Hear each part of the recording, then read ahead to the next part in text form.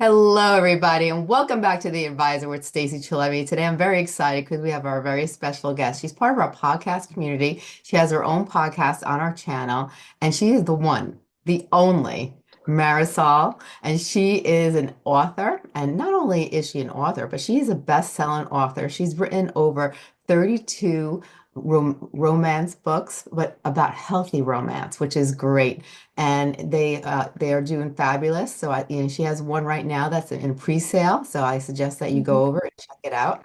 And also, I just like to give a quick shout out to our sponsors who make this show happen, iHeartRadio and Spreaker, for being our sponsors. And I just like to say thank you to them. And today we're going to talk about narcissism, and we're going to really go deep into it. And Marisol, I think the best way to really start about talking about narcissism is about maybe you sharing your story, because you've gone through it, you've experienced it, and there's Mm. so many women out there who are currently in a narcissistic relationship, or they've been in a narcissistic relationship, or they were in one and then they went into another one, because sometimes we fall into those same repetitive behaviors. Now, for you, I'd love for you to share your story if you're able to, and tell people why you're so passionate about helping others who are in narcissistic relationships. Mm. Hi, Stacey. It's good to see you again. And actually, just as I was saying earlier, congratulations on your book and your book tour, and it's doing very well. And I know you've worked really hard, so yay for you. Congratulations. Okay, back to me. Uh, well, I mean, I'm someone that, I mean, it's one of these situations where when people talk about ending up in abusive relationships, and I just talk about romantic relationships. I don't talk about a friendship or a mother-in-law or a family member. I just focus on romantic relationships. Right. And I think one of the things that people really believe about women who end up in these abusive romantic relationships, and by abuse, I mean anything from the psychological to the emotional to the financial to the physical. There's a spectrum. You Yes. can't just say, well, it wasn't really abuse because he never hit you. Well, that's been thoroughly debunked. If he raises his voice at you and scares you, that is abuse, right? Yes. So as I was saying, I think there's this idea that if you end up in this kind of relationship, something is wrong with you. Right. You are not smart enough to see it coming. You are too weak to leave it. You are not educated about, well, anything to do with life. You're kind of an idiot.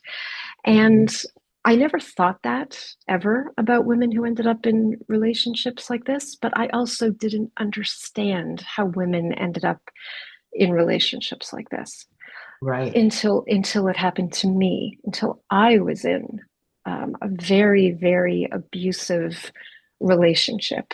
And he abused me emotionally, psychologically, financially, and physically. So I got the spectrum, you know. But, even after I left, I still had a really hard time for a long time seeing it for what it was, like understanding that this was narcissistic abuse that I Yeah. experienced. And it's the kind of thing where I think anybody who's been in an emotionally abusive relationship feels a lot of sort of shame about it. Like, how did Yeah. this happen? How could I have been so stupid? But when you're a woman who, like me, is highly educated and very professionally successful, and a lot of personal strengths and successes in your history, there's a layer of extra shame there because, Yeah. well, how could I have been so dumb? Like, how did I not see it coming? And I Right. wasn't young. I mean, I was in my 40s when it happened. I had plenty of life experience. I had a history of very healthy romantic relationships. Even the Mhm. breakups were very healthy. Right. And this guy just, I was utterly unprepared for him. I didn't see him coming. I didn't know what to look for. And this is the problem with narcissists is until you've met one, you don't know what they even are. You're not educated and aware of how they present themselves, how they behave, and then the impact on you. Right. So, my background is that I have a master's degree in international law and business and relations. I have worked in management pretty much all my life. I traveled the world by myself. I mean, I backpacked through Asia by myself as a young woman. Yeah. I um, I was a best-selling romance writer. I had written sort of like 20 books before this guy came along and I met him. I was a best-selling. So I had like really all my ducks in a row as a Yeah. person, as a woman, as a world traveler, as a professional, personal, everything. And then this guy came along, and within 2 years, he just blew it all away. It just took all of it just collapsed on top of me. Um, so it that's how it happened to me. I just honestly, none of my successes or life experiences or strengths or past relationships, nothing prepared me for this guy. And until you meet a narcissist, you don't know what a narcissist is capable of. You don't see it coming. Yeah. Some people would say, well, didn't you see any red flags? But, sometimes when you're in a relationship too, especially at the beginning, sometimes you're blinded to certain things. And, you look at their good qualities and you're like, well, maybe, well, you avoid it in your head, like, well, he look at this and look at this and look at this, and you just keep going with it. And then all of a sudden it's like you get trapped into it. And it's very hard to get out, it seems. Well, I think the important thing to remember with narcissists is this isn't a blanket term. There are many different kinds of narcissists, and some Yeah. of them they're very easy to see coming. Like the grandiose narcissist is the guy who stands in front of the boardroom and he's got his chest out and he bellows and he's arrogant. Like you can see these guys coming a mile away, right? Or the guy who always shows off all the shiny toys and looks down on anybody who doesn't make as much money as him or whatever, you know. Mhm. The problem is that my ex was a covert narcissist, not an overt narcissist. And Okay. this is really a huge difference because the overt narcissist comes across as very grandiose and arrogant and loud and just insulting everybody and but the covert narcissist appears as really wonderful. They go out of their way to love bomb you at the beginning of the relationship. And what love bombing, it sounds like a really violent term, but it's not. What Yeah. love bombing is them showing up as your dream person because they spend the first few weeks or months of the relationship figuring out what it is you want and what it is you need in a romantic partner. And then Mm, they become that person. It's called mirroring, where they mirror back to you your desires, your dreams, your wants. And so, of course, you fall in love with this person because you feel like they're perfect for you, you know? And yeah. the reason they come across as perfect for you is because narcissists, covert narcissists, have no center, they have no core of true sense of self. They're Yeah. chameleons and they become whoever you need them to be. So Mm, you fall in love with them. And yes. then that's the love bombing stage. It's Mm, this person showing up like you're fated to be together. They're your soulmate. There's this sense of destiny. There's this sense that nobody has ever understood you the way they understand you. And so you don't see it coming because all you see is this person in front of you that you think is being legitimate and genuine. yes. You don't know it's all an act. You don't know it's all a lie. You don't know that. Yeah. Because if you're like me, you came from a history of really healthy romantic Right. relationships where the person who showed up was who they were. Yeah. And they didn't change drastically in the course of the relationship. It's just the relationship fell on its butt or life changes or whatever. But in the Yeah. case of the narcissist, you're falling in love with someone that doesn't actually exist. Right. And there's no way to see that coming. There are some red flags that I can call people's attention to. There are a few things you can do or Hmm. look for. Um, but again, if you haven't already met a narcissist, you don't Hmm. know to look for these things. You just Right. don't. Because Right. narcissists, they tend to go to people who are, um, open and forgiving and emotionally intelligent, because people like this tend to want to work through things. If there's a problem in the relationship, they want to have a conversation. They want to work through it. Especially women who are professionally successful or educated, we are problem solvers. We know that if something comes up, you don't just abandon it. You like figure it out. And Exactly. this is something that in a healthy relationship is wonderful. But with a narcissist, it just plays into their hands because they're Yeah. counting on you to, first of all, fall in love with the illusion. But then, even if you see small cracks, they're counting on you to like stick around and be forgiving and work through it. Right. So that's just the first stage of the narcissistic abuse, right? That's Right. just the beginning. That's just how they get you kind of where they want you. And then everything after that is pretty much a total bloody nightmare. But Right. the love bombing stage is really, it's hard to see with a covert narcissist, and that's the point.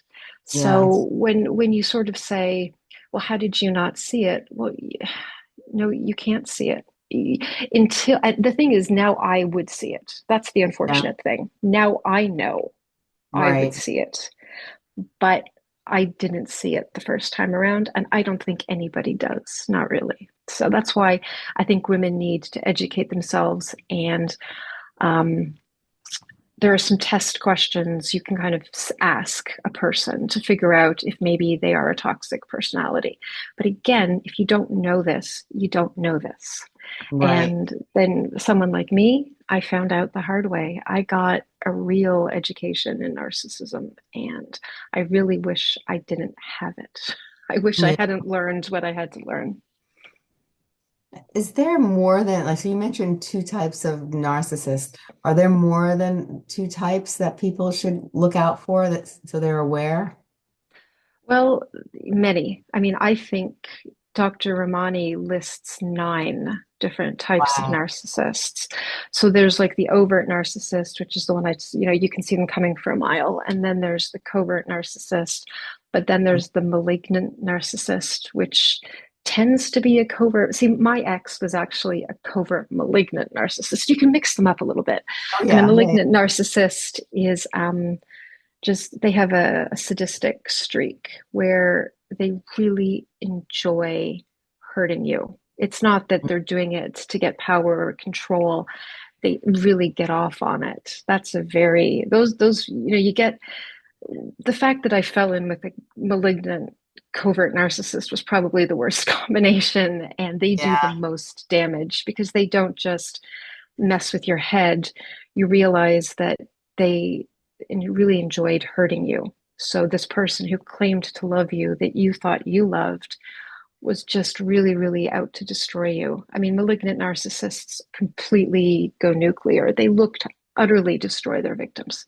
Um, and then I can't remember what it's called, but it's like the type of narcissist who does a lot of good deeds in the community. You find a lot of these people in churches, for examples, or social organizations Right. where they need the admiration for their good deeds. So they have Right. to go out there. So these are the people who come across kind of as saviors and really aware and Yeah. compassionate and Mhm. generous, but none of it is genuine at all. And if they're not being complimented and recognized and revered for Yeah. their charity, right? And I'm putting it in quotation marks because it's not genuine charity.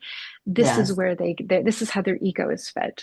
They're not doing it to help others. They're doing it to make themselves look good. So that's just four types right there. So you can see Right. there's a lot of different variations. But in terms of being in a romantic relationship with one, Hmm. and the most destructive would be the combination that I unfortunately got, which is the Yeah. malignant covert narcissist. Because not only do you not see them coming, um, they they are absolutely motivated to destroy you as a person, and they do not stop until they have completely wiped you out. So those are just some of the examples of types of narcissists that people should probably be aware of.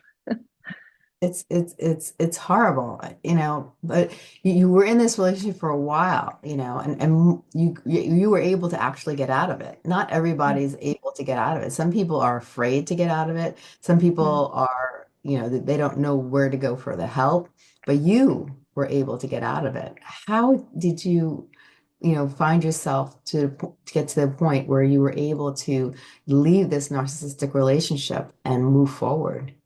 Yeah, I mean, I was in a relationship with him for 6 years, and the first the first year was really good. The year after that, the cracks started appearing, and then by about sort of the second year, he just completely like, he had me where he wanted me. I was working for his company. I had stopped writing, so I had no independent source of income. Mm, My son had moved in with us, so I was in a situation where I had a child who depended on me. mm. I was working for his company only, so I if I left him, where was I going to, like, how was I going to have any money? How was I going to support myself and my child? I had moved to England to be with him, and I moved just before lockdown. So I didn't have any friends. I was very isolated. Wow. I didn't have a car. We were in a small town. So I was in this situation where I was legitimately trapped with this person and financially dependent on them. My son was in this situation, so I wasn't just thinking about me, I had to think about him. And I didn't have anywhere to go. I mean, lockdown went for a while in the UK. It lasted well over a year. So Yeah. there was nowhere to go. There was no safe space. And even if I had left, like, who was going to support me? I had no family, I had no friends, So it was very much that kind of physically, financially trapped situation. I mean, literally locked in with my Wow. abuser. And then even after lockdown lifted, I I still was working for his company. That was my full-time job. It was expected Yeah. of me. And anytime I tried to sort of push back and get back to my writing, because I had been a Yeah. best-selling romance writer before he came along. Right. And he didn't want me. I mean, he said he supported my writing, and Yeah. we had this agreement where I would work for his company 3 days a week, and then I would write 2 days a week.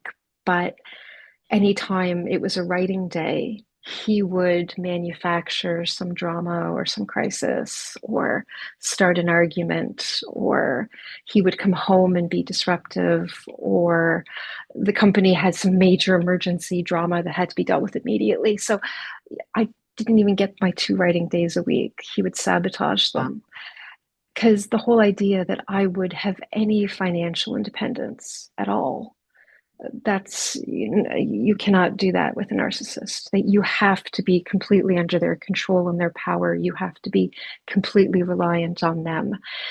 And that's also how they get off on it, is Yeah. having so much control over a woman like me who used to be incredibly independent financially, physically, traveling the world, living overseas. Like, I was a very independent, strong spirited woman. And part of the thrill for him was making someone like me utterly, utterly dependent on him. It's part of the game. And it's Yeah. part of the sickness, right? It's part of the challenge and the fun, which is where the malignant narcissist part comes in, where he got a real thrill out of taking someone like me and breaking me down into tiny little pieces. Right. So that went on for years. And every day, like I just got beaten down a little bit more. And the truth is that most romantic relationships with narcissists end up with you being discarded. Like I have discovered since leaving him that he was in contact with his ex-girlfriends. He was asking them for sex. Like I found all, I didn't know this at the time, but Yeah, the yeah. narcissist always has a double or triple life. There's always another life you don't know about. Forever and always, this is the ultimate truth. So he was he was looking around, and narcissists are always looking around because one source of supply is not enough. They need more people telling them how great they are and how sexy they are and how much they want to be with them. So the way these things unfortunately usually end is the narcissist finds somebody new, a new victim, a new romantic partner, and they will just up and leave you. Like they will just walk away and go to the new person immediately. Um, and that's not what happened in my case. In my case, I'm the one who left him. I'm the Right. one who broke up with him and walked away and took my son. And it took about 6 months of planning. This is the thing. It's not something you can just up and do. Because as I Right. said, I was so financially dependent on him.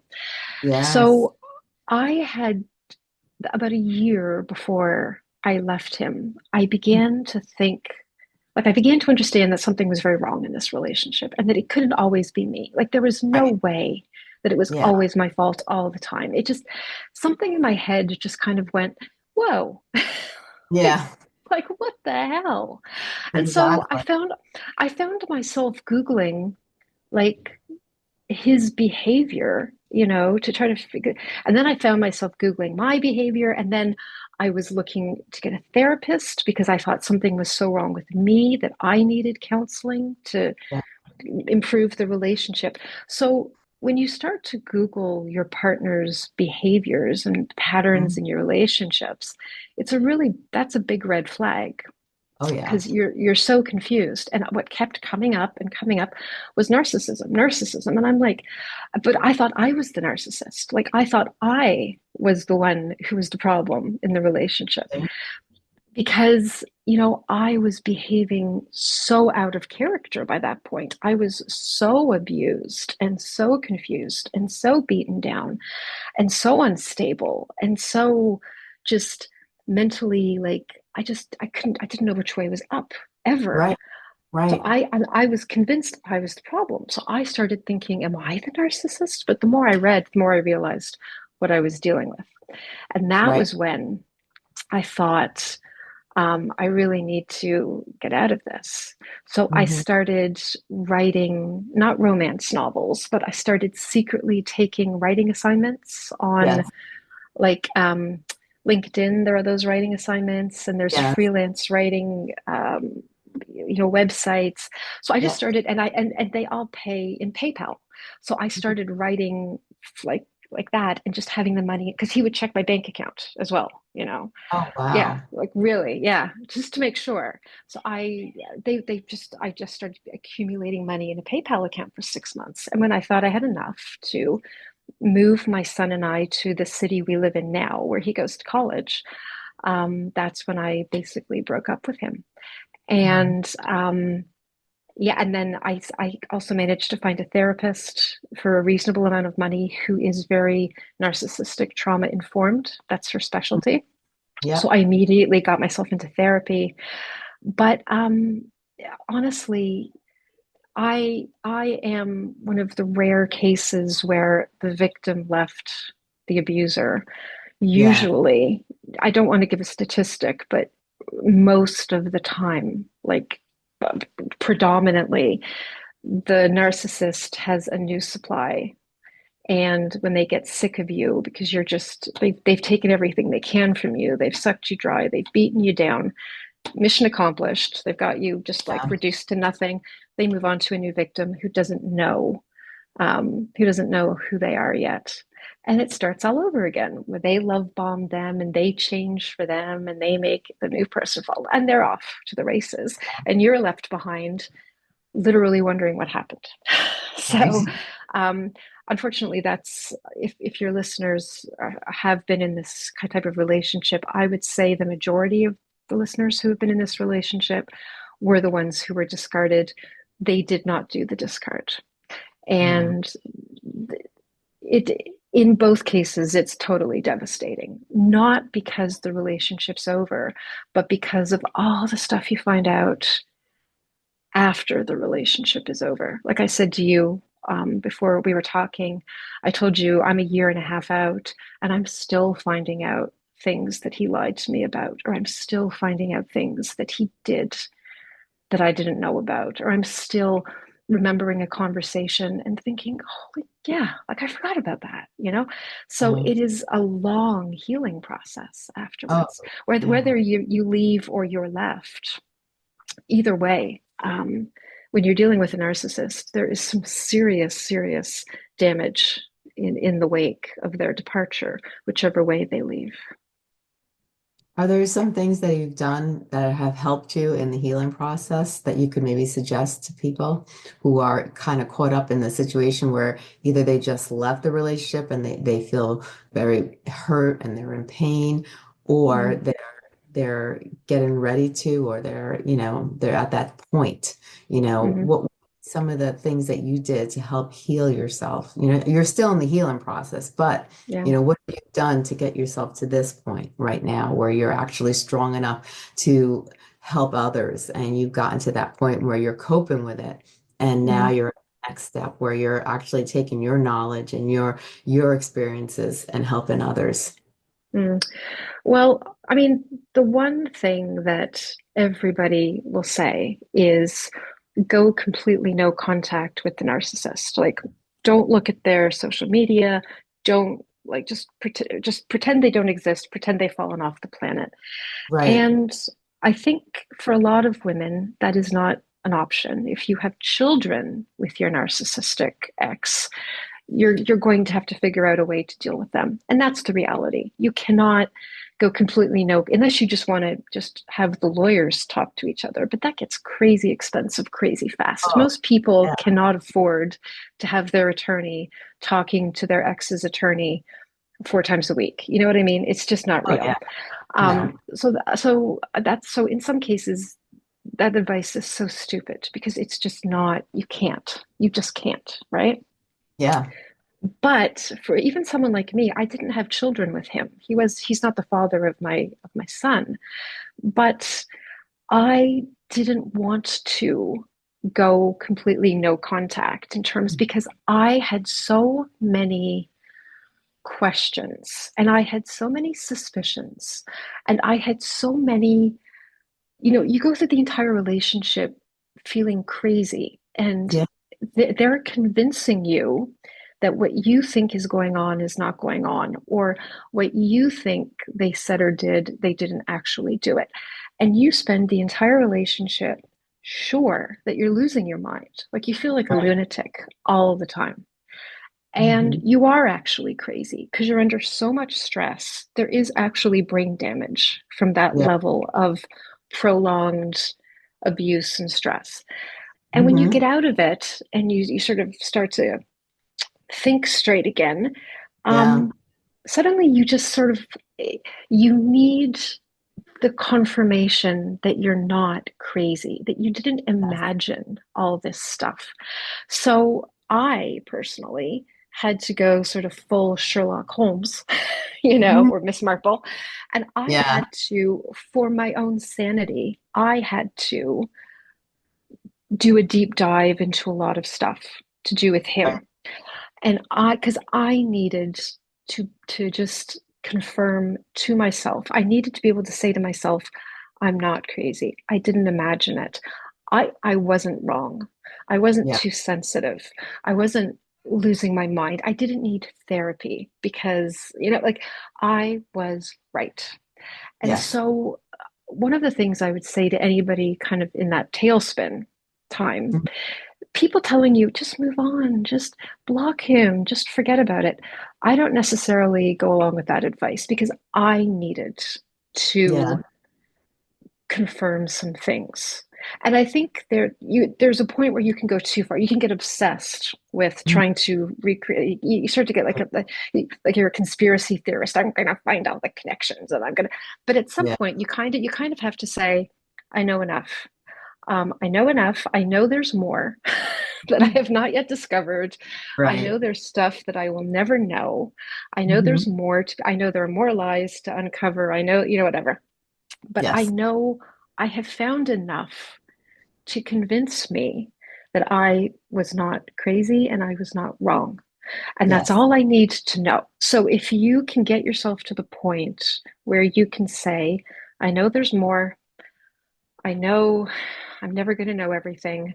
I'm okay with that. I'm okay with what I know. And the most important thing is, I know I was not crazy. I Right. was not crazy. And you've got to get yourself to that point. And if that means, like I said, going Sherlock Holmes and doing whatever and looking like a lunatic for a few months, and nobody can figure out what you're doing. Why are you so obsessed? I would say, to hell with them. You need to do it because you Yeah. cannot heal until you truly believe that you were right. you know, Yes. all that Hmm. stuff you suspected, you were right. And Right. I think that's very powerful. I think that's very powerful. And it's very empowering as well because it changes how you look at the relationship. Right. When you realize that the whole thing was one gigantic lie and you've proven to yourself that the whole thing was one gigantic lie, Yes. something changes in your head and you go, well, okay, yeah, you know what?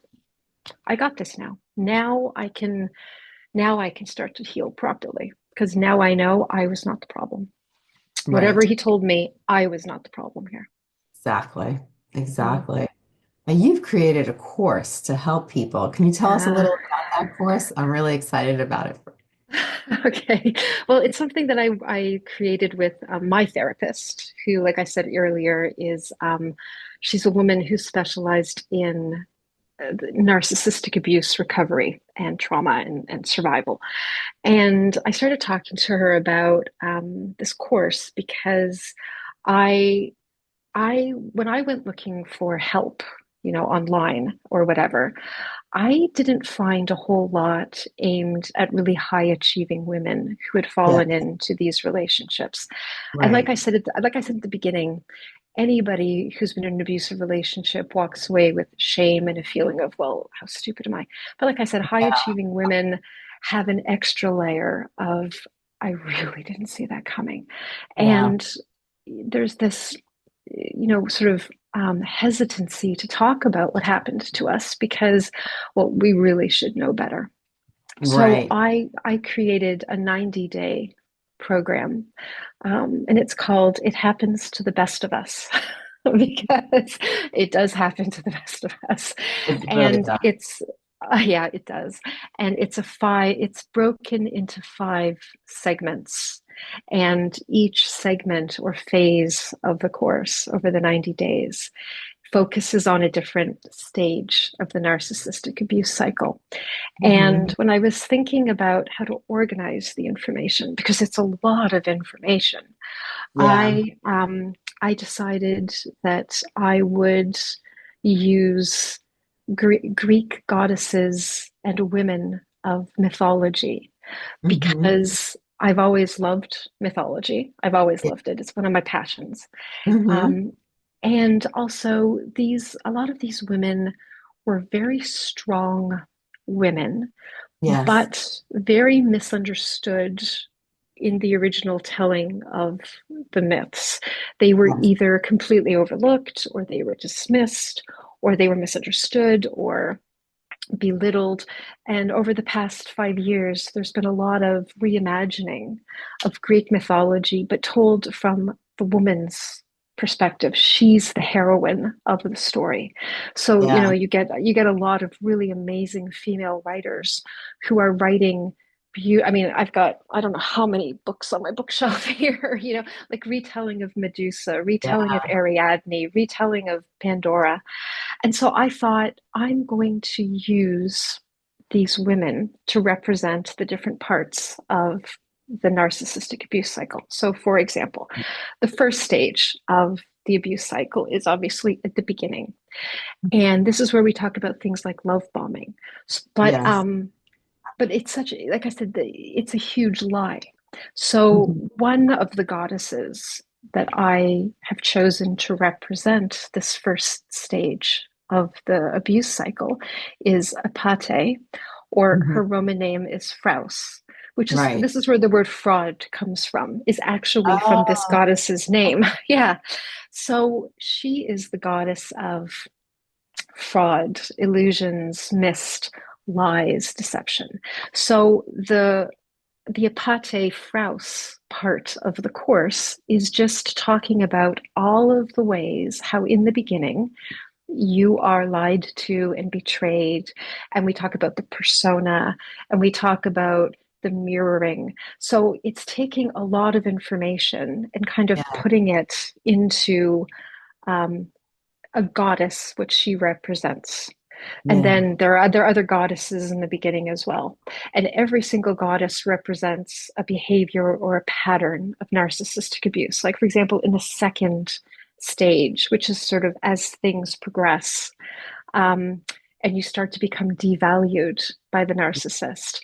I've introduced Medea, who isn't a Hmm. goddess. She was a human, but Yeah. she was a princess who eventually became a queen, who was betrayed by her husband, and she was pushed beyond sort of her limits. And this is Right. what the narcissist does to you in the second stage, the devaluing stage. You are just pushed beyond your limits, and you are just you don't recognize yourself, and you're betrayed. And this is where reactive abuse comes into it, because you're Yeah. reacting to their abuse by being abusive. You know, because Yeah. Medea ended up killing her own sons, Wow. sort of, just being pushed beyond all bounds and endurance. And Yeah. she ends up killing her own sons. And everybody says, oh, she's crazy. And then you think, no, she was abused and she was pushed Yes. beyond.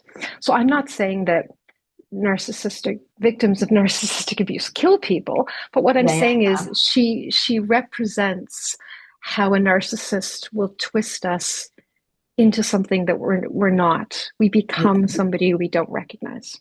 And Right. then the third stage of the program is when you start to see what's going on. You were asking, like, what are some of the red flags, some twigs. Yeah. Um, this is where I talk about Thea, who is the goddess of sight.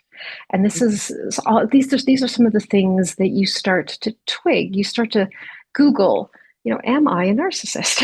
Right? Right. Like you start to see things in your partner's behavior that you can't unsee.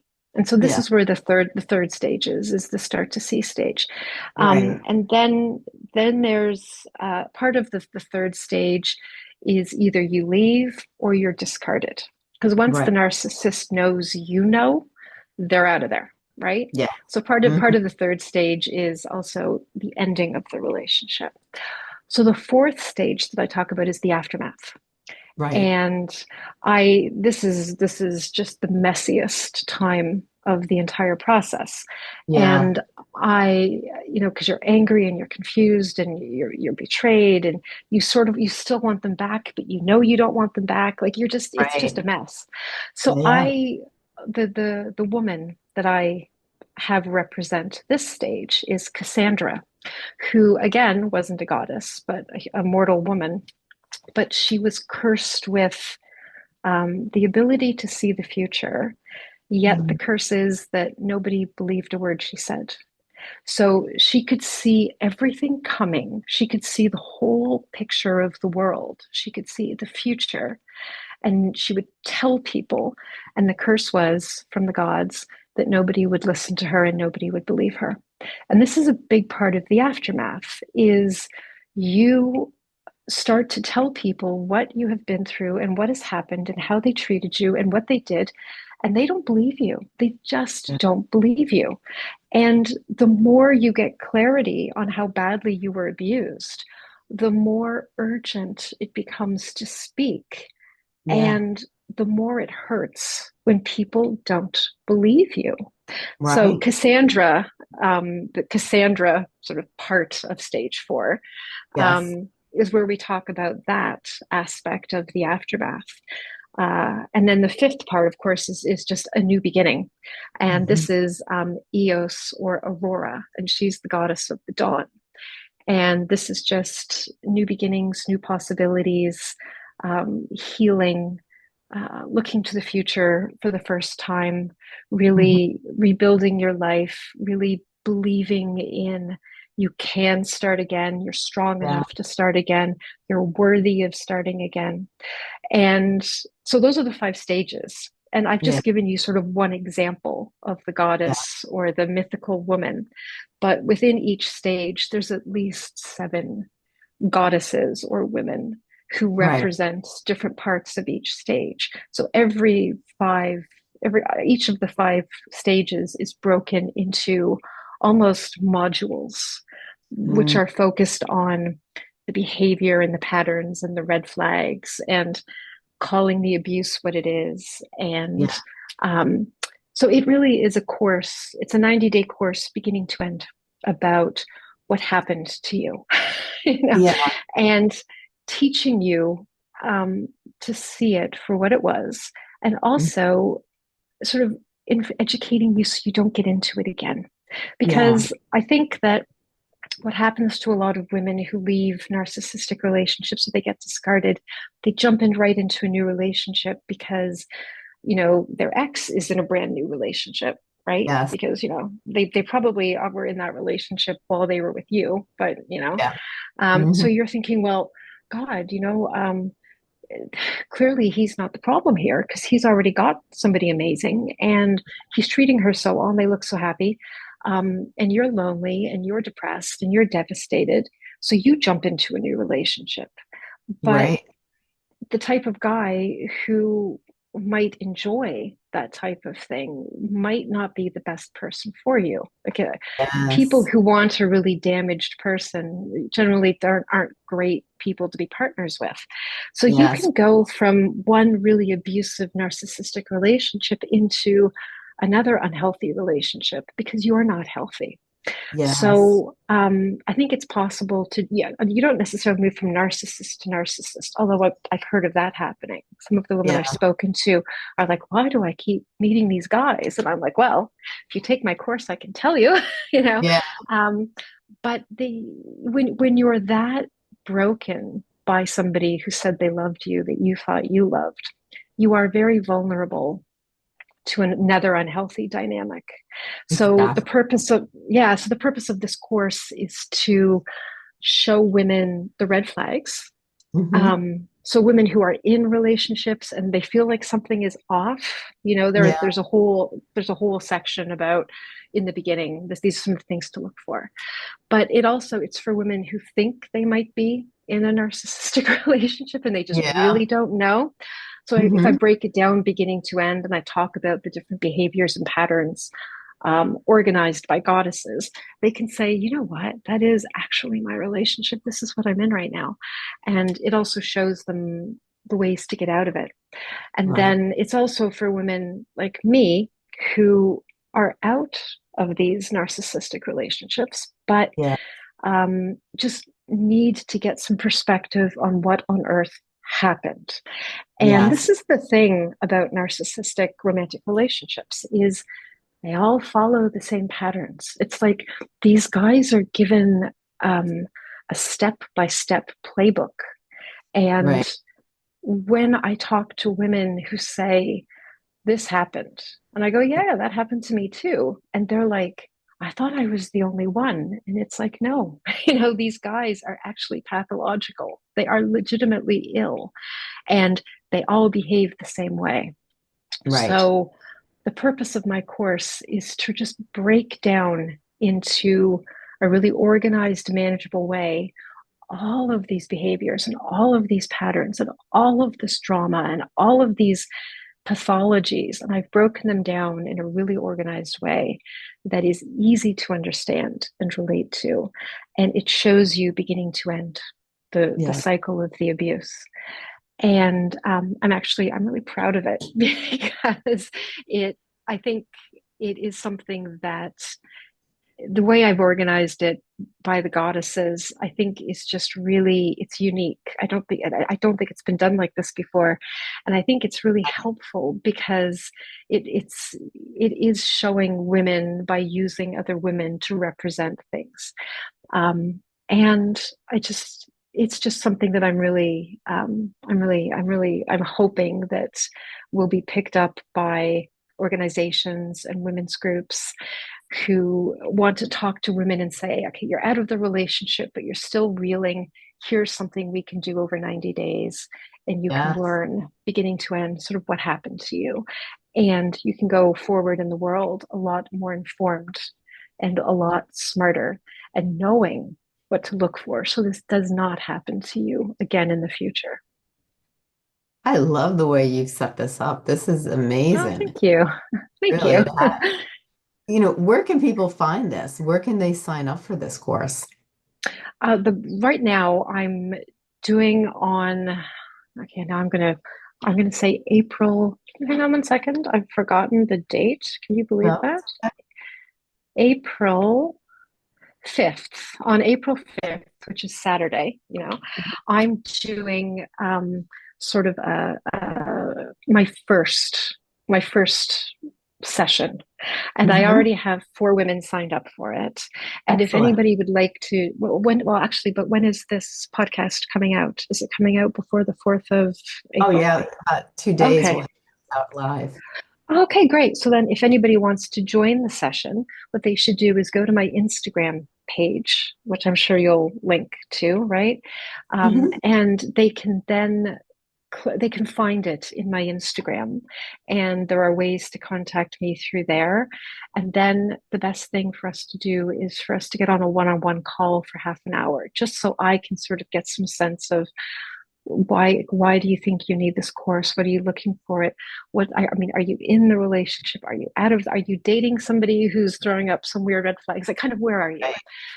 Hmm. And then I can send them a link and they can sign up for the course. And it would be 90 minutes on that Saturday, and it would just be the introduction. And it would be sort of be one of the goddesses, sort of the Right. first module of the first stage of the abuse cycle, and then all of the behaviors that come through with that. So if people are interested in joining, it will be live, and there will be a PDF of information and sort of a workbook. And there will be open chat. So there'll be some question and answer. And eventually, what I want to do is record the sessions, and Mhm. then people can buy the course pre recorded.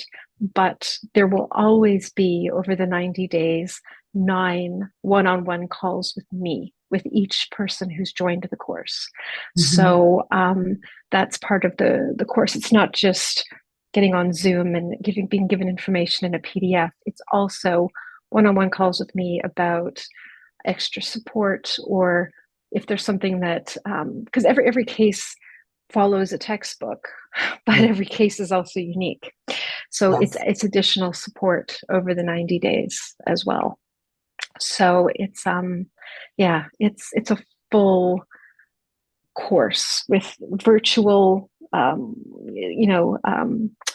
what am I trying to say? Like virtual classes or sessions, which will Yes. eventually be recorded, where you can just go through them at your own pace, but there will always be the live element as well. There will also be sort of extra master classes, and I will bring in women that I call allies Hmm. who can maybe give advice on things that I'm not qualified to speak about. So things like um, I was talking about how when your body is under that much stress for that Yeah. much time, you're actually brain damaged. Well, there Yeah. are other physical side effects to that. So I have a woman who's actually a doctor who's specialized in what stress does to the brain and the body. And I would have her come in for a 30-minute session, like a Zoom session, Yeah. And then Hmm. I have another woman who she's specialized in what stress does to the autoimmune system and how women who have been abused have crazy autoimmune disorders that go away, after they leave the abusive situation. So, Yeah. and then I have another woman who's specialized in, she's a lawyer who helps women, how to navigate the legal system when you're dealing with a Wow. narcissist, because the narcissist will use that to retell the story and smear the wife or the mother of his children. Yes. So I also have allies who come in as part of the 90-day course, and they do sessions on things that I'm not qualified to speak about. So it Right. really is an all encompassing, um, very information packed 90-day program. Mhm. But I think the way I've organized it is very, very logical and rational and clear and manageable as well. At least I hope I have. Hmm. Well, it sounds like you have. Now, you said that people can get on a one-on-one call with you to discuss about their situation and to see if they're a candidate for the course and see if you could help them in any way. Where can they contact you so they could have that one-on-one consultation or they can maybe find out more about your services? The best thing to do is go to my Instagram page, and everything is there. There are always I'm posting constantly, or I'm putting up reels constantly, and there's always the opportunity to contact me there or respond to one of the reels that I've put up or one of the posts, and then from there I will contact you and sort of figure out where are you, what do you need, what's happening in your life, like how can I help you. Yeah. And then we move to, okay, here's a link to my calendar, pick a time, I will call you, right? And then and the call isn't so much, the call is more sort of, where are you? Like, how are you? What's Yeah. happening in your life, random Right. stranger, Um, because I do believe that anybody who is in an abusive relationship with a narcissist, or is kind of at the beginning of one and thinks they might be, and who is devastated by the end of the relationship, Yeah. um, the course addresses every one of those things. And even if you're at the beginning and you think, I'm not sure, you can still benefit from the whole thing because Right. you know what to look for in future partners. Maybe you can avoid this idiot, but there's Yeah. another idiot right behind him. So Right. it's also about informing people, informing women, what to look for, like the red flags at the beginning, which are so hard to see with covert narcissists, because the whole Yeah. point is they're lying to you. But like I said, there are things you can do even in the beginning, little tests to see, is this person a narcissist? Yeah. And that's all part of the course as well. Little things you can do at the very beginning of the relationship to see, who is this person that I'm really dealing with. Like, Yes. you can provoke them to the point where the mask will slip and you'll see the real them behind the persona. And there are ways, there are little tips and tricks. So very helpful, even just in the first stage, sort of for anybody who's out there in the dating world at all. I mean, I use them now, when I'm Yeah. out sort of dating. And I have avoided a couple of guys. I'm not saying they were narcissists, but they failed the test. Yes. Quite badly. So I would suspect that they were sort of toxic people or immature, emotionally stunted people, like just people that it's not worth it getting into with them, because Exactly. they might not be a narcissistic abusive piece of crap, but he's not emotionally mature. Right. He can't manage his emotions, or he can't handle a woman being legitimately strong or having her own mind. So I'm out of there, right? So yeah, so I think the program, It Happens to the Best of Us, is really one of these things that I've worked so hard to make it accessible, informative, but it's a lot of information that I've organized, I think, in a really good way. And I really want it to be something that helps and guides and instructs and educates, but also soothes women like me who are out of the relationship. They can Yes. take the course, they can go through steps 1 to 5, and they can reach the conclusion that I reached, which was I was not crazy. I was Right. not wrong, you know. Right. And that's also important to me, that women can walk away from the relationship, take the course, and say, yeah, okay, it wasn't me. It just wasn't Right. me, Yeah, which is exactly. valuable, which is crazy valuable. You have no idea how, when I first realized that I wasn't wrong, it was Mhm. such an amazing, empowering light bulb moment for me. And what I really want the course to do for women who have left the abusive relationship, I really want it to show them, like, just confirm to them, just Yes. it just so they can say to themselves, God, it really wasn't me. I really wasn't crazy. I really Yes. wasn't wrong. And Right. I think that's such an amazing thing to be able to do for someone. That's what I really want to help women. I want to help them get to that point. I really And do. well, and you will, because you have the knowledge, you have the experience. That course is phenomenal. Thank And you. can you tell people some of the other services that you provide as well? Well, besides my books, my 32 healthy romance books, because I have gone back to writing, um, I have other courses. This is the big one. This is my big kind of 90-day thing. But I do have other courses which are more like master classes, which I'm setting up right now. And I also would like to do kind of like live workshops with people. You know, I would like to start a podcast eventually. I'm hoping you'll be one of my guests when I have my podcast.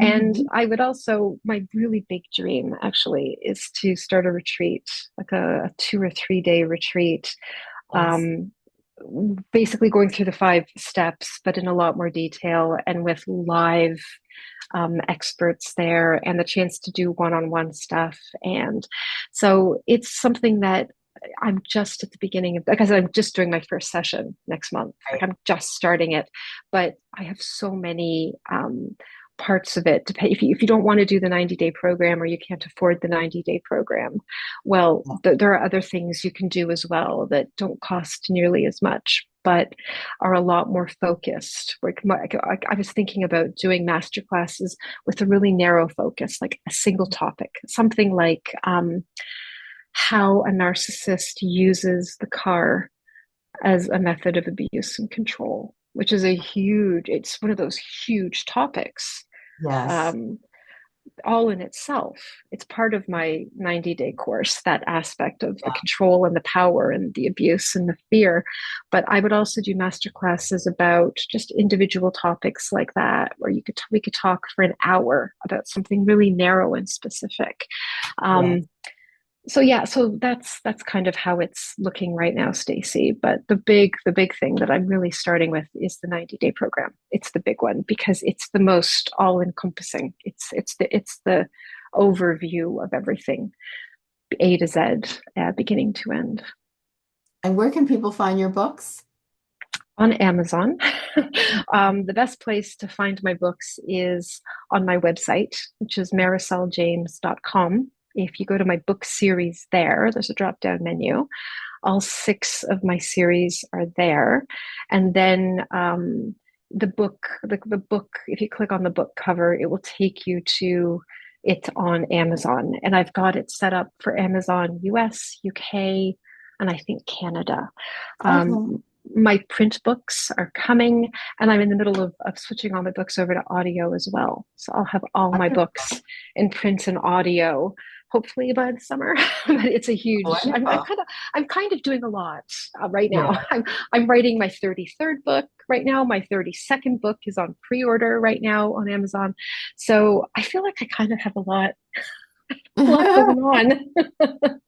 I I love feel it. like I, I love I've it. got, Good I've for got a lot, I've got a you. lot of balls up in the air. Yeah. So, Yeah. but like my entire, like you said in the beginning, in your introduction to me, all of my focus is about healthy romance and healthy love. Kind of everything that I'm doing right now is that's my big focus. In I Right. write it, I talk about it, I go on podcasts about it. I created programs and other classes about it. Like I'm showing women what it is. I'm showing women what it isn't. So I'm really becoming really a big advocate for healthy romance. I love it. I love it. Well, this Thank has been you. amazing. I am so proud of you. I am so proud of you and Thank what you're doing. you. You've taken a situation in your life that was very difficult to deal with, and you learn from it, you gain strength and resilience, and you move forward in life, which is very hard to do once you've been hurt Yeah. like that. So I give you kudos. Thank You you. actually overcame a very hard situation, and now you're helping others. So I think that's amazing, and I really, think you're an amazing woman and a very Thank you. powerful woman, in a very good way. Well, it's one of the things that, like I said, I was such a strong, independent woman. And then this guy came along, and within 2 years, he had dismantled everything about me. And it's just amazing to look back on it, but that's what happened. And then I got the strength to walk away from him, but I was not a powerful woman at that time. I've had to reclaim all of this. And the purpose of the course is to help women reclaim their power, but also their peace. Because um, the peace in my life now, without the constant drama and the silent treatment and the raging and the this and the that, and never knowing which personality was going to come home and what I was going to get. And um, Yeah. my life is just so peaceful. So I'm a woman who has reclaimed her power, but I also have a lot of personal peace. And that's something else I really want for women who have been through this same sort of thing that I have. I want them to be able to wake up and feel safe in their Yeah. skin, in their home, and in their lives. So that's also really important to me as well. I love it. I love it. Well, this has been Thank you. amazing, Marysol. I thank you so much for being on the show today. As always, you are just an amazing woman, and I just love when you come on because you give so much motivation, inspiration, and Thank hope to you. individuals. And thank you so much.